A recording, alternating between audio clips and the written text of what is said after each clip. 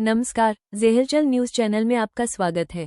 कांग्रेस अध्यक्ष मल्लिकार्जुन खड़गे ने गृह मंत्री अमित शाह और सरकार पर तीखा हमला बोलते हुए आरोप लगाया है कि आंदोलनकारी युवाओं पर कार्रवाई की जा रही है और लड़कियों की डॉक्सी कराई जा रही है। खड़गे ने कहा कि सरकार ने आंदोलन वापस लेने पर कोई कार्रवाई न करने का वादा किया था, लेकिन अब वो अपनी जुबान से पलट रही है और सोशल मीडिया अकाउंट बंद करवा रही है। उन्होंने गृह मंत्री अमित शाह पर सदन से भागने और जवाबदेही से बचने का आरोप लगाते हुए कहा कि फेस सेविंग के ये हथकंडे युवाओं के सामने नहीं चलेंगे। गौरतलब है कि 20 जुलाई के संसद चलो मार्च के दौरान प्रदर्शनकारियों पर हुई पुलिस कार्रवाई को लेकर विपक्ष लगातार केंद्र सरकार को घेर रहा है।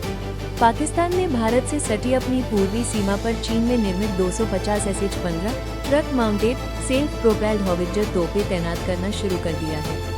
भारतीय सेना द्वारा चलाए गए ऑपरेशन सिंदूर के बाद अपनी सैन्य क्षमताओं को मजबूत करने के इरादे से पाकिस्तान ने ये कदम उठाया है।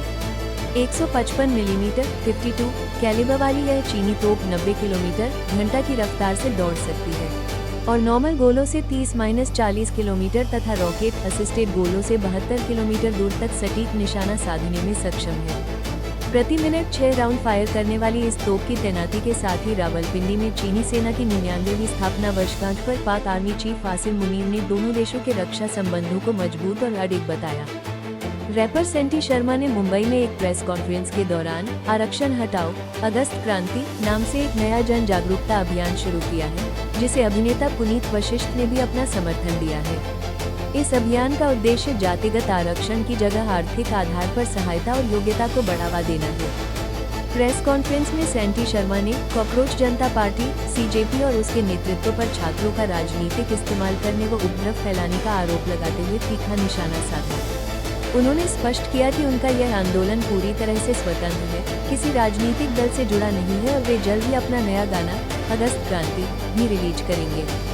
सोशल मीडिया पर वायरल हो रहे सॉरी ऋतिक ट्रेंड पर अभिनेता ऋतिक रोशन ने प्रतिक्रिया देते हुए कहा कि केवल किसी के प्रति नापसंदगी के कारण दूसरे का पक्ष लेना गलत है और वे सही संदर्भ व तथ्यों का इंतजार करेंगे। ये ट्रेंड कंगना रनौत और CJP प्रवक्ता सौरभ दास के बीच हुए विवाद के बाद शुरू हुआ, जिसमें यूजर्स ने 2016 के पुराने मामले को याद करते हुए ऋतिक से माफी मांगने की बात कही थी। ऋतिक के इस बयान पर पलटवार करते हुए कंगना रनौत ने उन्हें आग में घी न डालने और अपने नाम से हो रही ट्रोलिंग की निंदा करने की सलाह दी।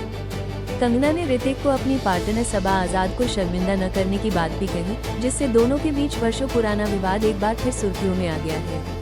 महाराष्ट्र नवनिर्माण सेना के अध्यक्ष राज ठाकरे ने मुंबई में अपनी पार्टी के छात्र पंथ के 20वें स्थापना दिवस पर प्रधानमंत्री नरेंद्र मोदी और केंद्र सरकार का समर्थन करने वाले अभिनेताओं पर जोरदार निशाना साधा है।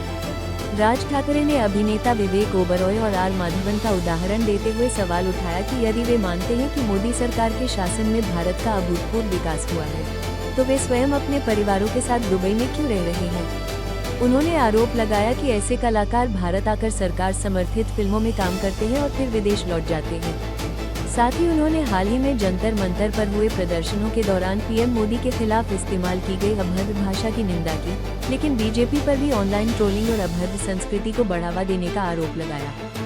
पूरी खबर पढ़ें ज़ेहलचल पर लाइक, शेयर और फॉलो करें। जय हिंद।